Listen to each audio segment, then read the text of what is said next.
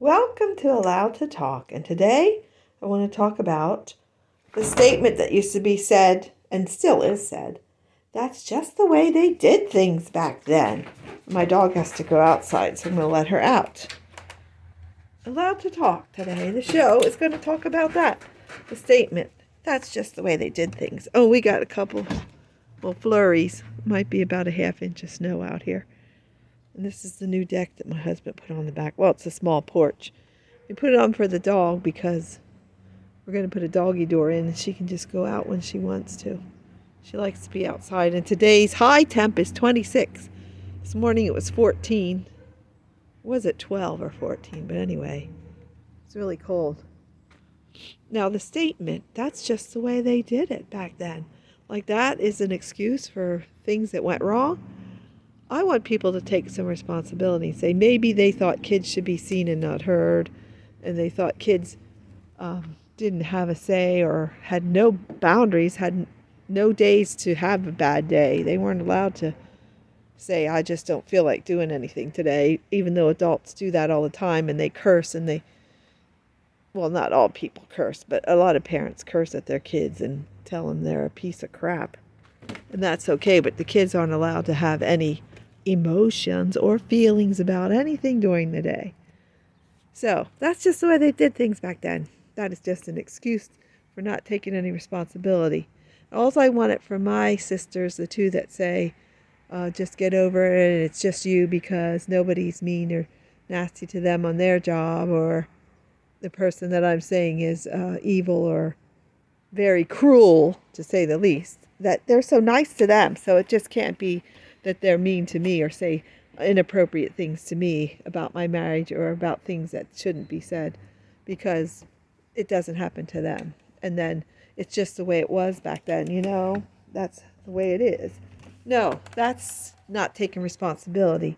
Just like someone commented on one of the posts that I follow that said, well, they did that to children 50 to 100 years ago because so many children died.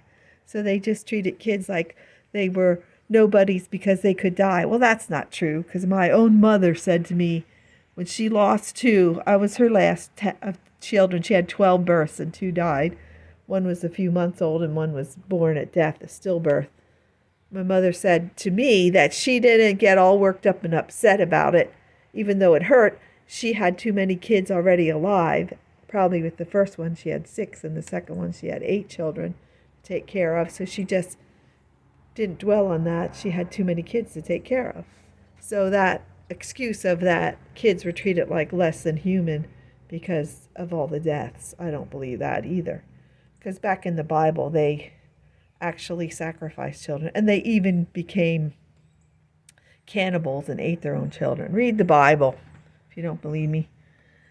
Anyway, I'm not saying what I want to be pitied or considered the target or the victim. I'm saying that it's the truth. And that's why I, who grew up believing I was worthless and nobody because of the way I was treated and things how they fell in our dysfunctional family things going on since I was born. I have a book written about it called Marriage, Mind, Funk, and Mindfulness. It's on Amazon.com. And my pen name is K. Dean, if you're interested in reading it. That's what makes it's what I grew up with. They didn't see what I was dealing with. They were busy doing other things.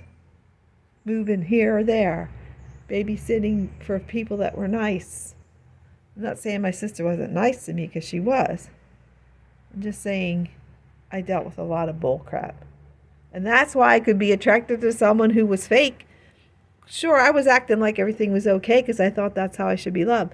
But a fake person love bombs you and acts like you're the nicest person in the world and feeds you with bull crap and acts like you do and emulates you because they want you to believe they are so charming and wonderful. And then they gather all the heartfelt stuff you tell them about your past or childhood, and then when they get upset with you, they have a narcissistic wound or just a very cruel person wound who doesn't care about other people's feelings or hurts. And they get you back for one statement you say by crushing you. literally trying to crush your spirit. Not my body. I'm too big to be crushed. Taking everything you told them, and then they gaslight you. So the statement is, that's just how they did it back then, is not the way to go. It's not an excuse. Let's be responsible. I'm going to get my dog in. Come on, Abby. Oh, you're loving this cold weather. I can tell it. You want to lay out here? Even brought some of your wood up. So we have to finish the deck. Put on some lattice work or something. And we ran out here and just put pieces of junk lumber till we get some more.